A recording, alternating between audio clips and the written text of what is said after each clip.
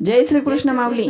नामदेव महाराजाचा अभंग आहे, खूप छान आहे. त्याचं निरूपण आपण नक्की ऐका. सद्गुरु नाईके कृपा पूर्ण केली, निज वस्तू दाविली माझी मज. माझे सुख मज दाविले डोळा, दिधली प्रेम कळा ज्ञान मुद्रा. तया उत्तराई हो कवने गुणे, जन्मानाही येणे ऐसे केले. नामा म्हणे निकी दाविली सोय, न विसरावे पाये विठोबाचे. गुरु हा संत कुळीचा राजा, गुरु हा प्राण विसावा माझा. म्हणजे गुरु केलाच पाहिजे. संत कुळीचा राजा आहे तो. आणि संत काय करतात, हळूहळू आपल्याला भगवंताकडे नेतात. म्हणून गुरु करावा लागतो. भगवंत पण गुरु करतात. श्रीकृष्णाने सांदीपनी नावाचे गुरु केलेले आहे. रामचंद्रांनी वशिष्ठ गुरु केलेले आहे. गुरु म्हणजे काय? कान मंत्र दिला म्हणून गुरु झाले असं होत नाही. काहीतरी त्यांनी आपल्याला उपदेश केला पाहिजे आणि आपण तो उपदेश मानला पाहिजे. आपण लक्षात ठेवलं पाहिजे ह्यांचा उपदेश खरा होता आणि हा चांगल्या मार्गाला नेणार आहे. गुरु आपल्याला मार्ग दाखवतात. अरे बाबा, तू रानोमाळ अडवळणानं धावू नकोस, तुला हा रस्ता दाखवलेला आहे. तू ह्या रस्त्याने सरळ जा, तुला इथे काठी वगैरे काही लागणार नाही. आणि जर तू आडवळणाले धावलास तर तुला भरपूर काही अडचणी येतील. म्हणून तू या मार्गाने चल. हे गुरुचं सांगणं असतं, गुरुचं समजावून असतो. दत्तात्रयाने 24 गुरु केलेले आहेत. पहिला गुरु त्यांची पृथ्वी आहे. आणि ती पृथ्वी, तिच्यात असं काय होतं तिला गुरु करू वाटलं दत्तात्रयांना? दत्तात्रय म्हणजे साक्षात परब्रह्म. आणि त्या दत्तात्रयानं पृथ्वीला गुरु केलं. कारण त्या पृथ्वीवर आपण कितीही उत्पात करा पण ती पृथ्वी कधीच रागावत नाही.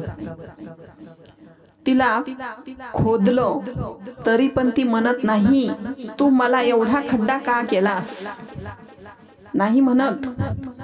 त्याच्यामध्ये विहीर पाडा, त्याच्यामध्ये बोर घ्या, तुम्ही त्याच्यावर बी पेरा, त्या पृथ्वीवर बी पेरून धान्य तयार करा आणि खा. ती आई आहे, ती आपलं पोट भरते. म्हणून तिला गुरु मानलेला आहे. सगळ्यांना हे उदाहरण माहिती आहे, कारण लहान मुलाला पण समजतं पृथ्वी किती सहन करते. तिला जाळा, तोडा, कापा, काहीही करा तरी पण ती कधीच रागावत नाही. म्हणून तिला गुरु मानलेला आहे. गुरु हा ज्ञान मार्ग दाखवणारा आहे. आपण आता अज्ञान आहोत, गुरु आपल्याला ज्ञानी करतो. जबाबदाऱ्या सोपवतो आपल्यावर. जसं मुलगा लहान आहे तोपर्यंत अज्ञान आहे, मोठा झाला की सगळ्या हळूहळू पिता त्याला जबाबदाऱ्या सोपवतो. का आता हे तुझं आहे, आता हे तुला करायचं आहे.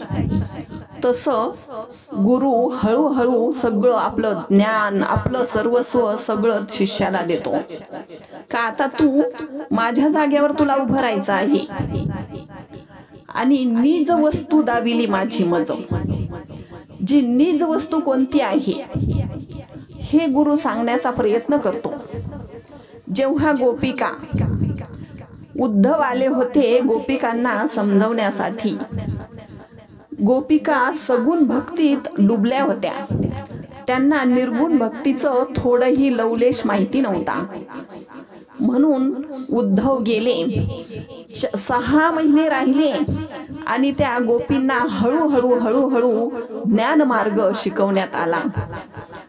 तुम्ही एवढ्या विरहात जर डुबल्या तर कसं व्हायचं?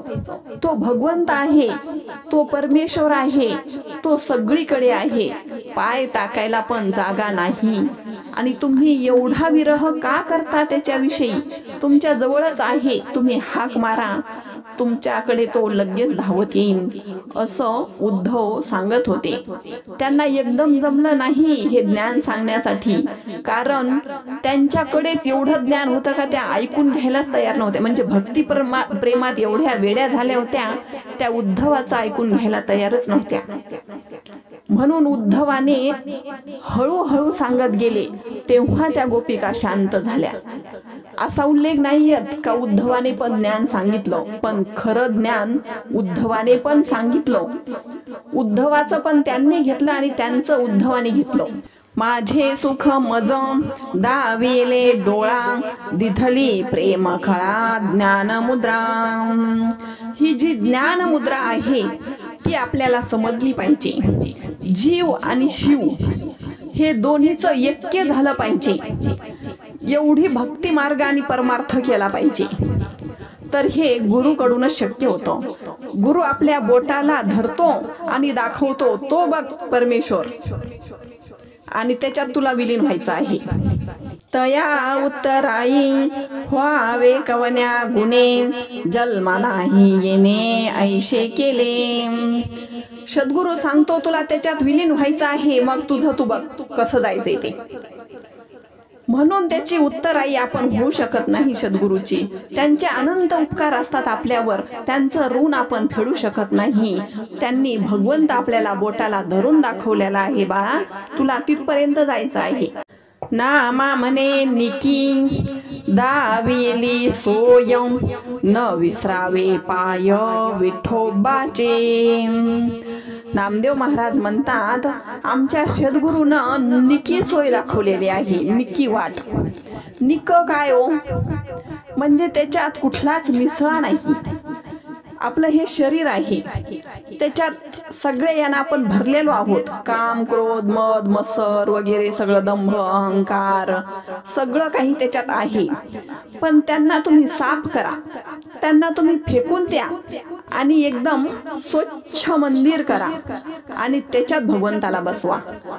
आणि सद्गुरू सांगतात, बाळा तू त्याच्यात बसवलंस ना त्याला, तर तोच तुझा प्राणसखा आहे. त्याला म्हणतात निक.